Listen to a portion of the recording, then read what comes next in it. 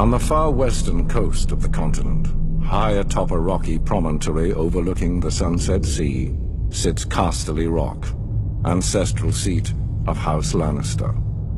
Below it lies Lannisport, one of the great cities of Westeros, a center for trade, culture, and the great Lannister fleet. There are a number of gold and silver mines in the Westerlands, making it the richest region in all of Westeros. One of the most productive mines lies beneath Casterly Rock itself, making House Lannister the wealthiest of all the noble houses. This allows House Lannister to finance many endeavors of other noble houses. Even the king himself has sought credit from Casterly Rock from time to time. We Lannisters claim our descent from the Andal invaders, and through the female bloodline, Lann the Clever. According to the legend, Lann, using only his wits, won Casterly Rock from the noble House of Casterly during the Age of Heroes.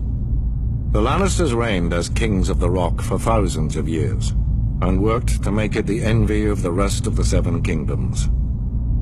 Our time as kings ended, however, when Aegon Targaryen, otherwise known as Aegon the Conqueror, arrived in Westeros with his army. The last king of the Rock, King Loren Lannister, joined forces with King Mern Gardener, the king of the Reach. Together, with 60,000 men, they met the Targaryen host in open battle. History tells us that Aegon unleashed all 3 of his dragons, slaughtering 4,000 men at what came to be known as the Field of Fire. King Mern himself was burned alive that day, and House Gardener turned to ash with him. Seeing both the threat and opportunity the Targaryens represented, Loren wisely surrendered and aided Aegon in his further conquest of Westeros. The Lannisters were thus appointed Lords Paramount of the Westerlands and Wardens of the West, titles we hold to this day. Let us be clear, though. It is neither luck nor royal favor that makes our house prosperous. There have been times in our history where some have thought us weak, lazy, or opulent. My father, Titus Lannister, nearly bankrupted our house with his poor investments, and allowed himself to be mocked openly at court.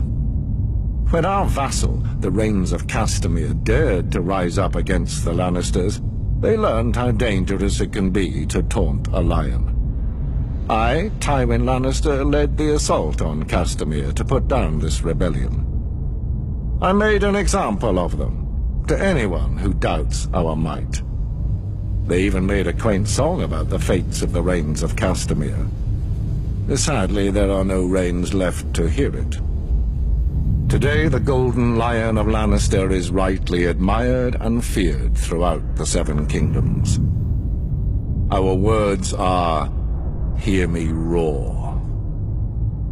But there are other words that should be remembered when crossing a Lion of Casterly Rock.